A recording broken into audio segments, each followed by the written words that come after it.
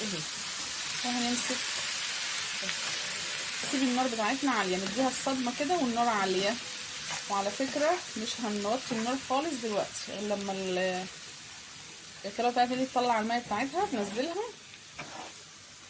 وبعدين نبدا نوطي النار واحده واحده ونغطيها بقى وتاخد ايه السوا بتاعها كده مع نفسها. بس دلوقتي النار هتنها عاليه، مش هنحاول نوطيها خالص.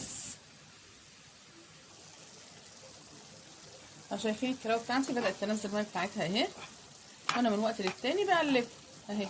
شايفين بقى فيها ميه كتير ازاي؟ الميه دي طبعا بتاعت البصل وبتاعتها هتسويها تمام. انا هعمل ايه بقى دلوقتي؟ انا سبتها كده شويه لما نزلت ميه اهي ونار عاليه وخدت صدمه ولونها اتغير، وشايفين عامله ازاي اهي. هروح موطيه النار بقى عاليه واسيبها تستوي براحتها. بس طبعا انا مش هسيبها